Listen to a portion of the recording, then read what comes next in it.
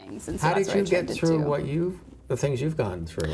Through healing, through investing in myself, Right. and through digging. And so that's what I ask people to do. The best investment you will ever make is within yourself. Exactly. But it's also the hardest piece. Right, because you might not feel worthy or other things and other people need your attention. Yes, right, exactly. Absolutely. And so I talk about this as well, is that my biggest cognitive distortion that I have, so that distorted thought in my head, is that I'm not good enough. And so that was a theme, and I think that that was a theme when I was going through a lot of different pieces of my life, and something I still counter or try to counter on a daily basis, but it's not as heavy as it was because I've done the work. You've done the work. Yeah. So I randomly took Intro to Gender and Women's Studies class in my undergrad, and it completely changed the trajectory of my path. I mean, because right now, those two things are like, I mean, you timed your career very neatly for the things that are in the news, that are topical, that people are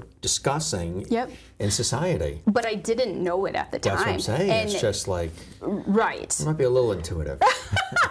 Maybe. I knew something was coming.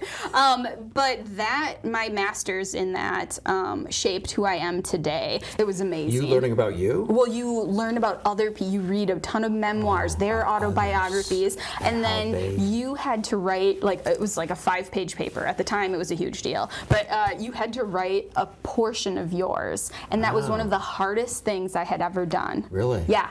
Is right, because I needed to do more healing. Right. I needed to go in. I was a defiant teen, so I love you working. were? Yeah. You? With the T and the whole thing?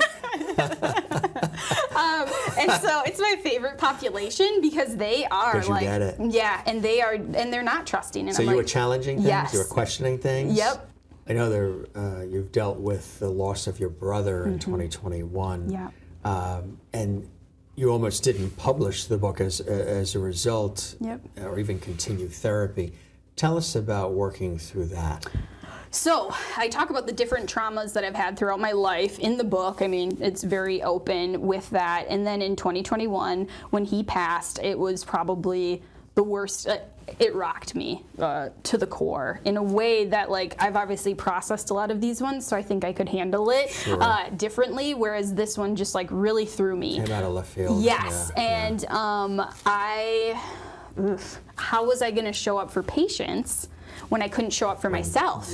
And it was almost a double-edged sword for a clinician, because I have the answers of what I'm supposed to do. I know how to do it. I've been doing it, but I literally was struggling. My patients gave me the gift that I often give them, and it was transformational.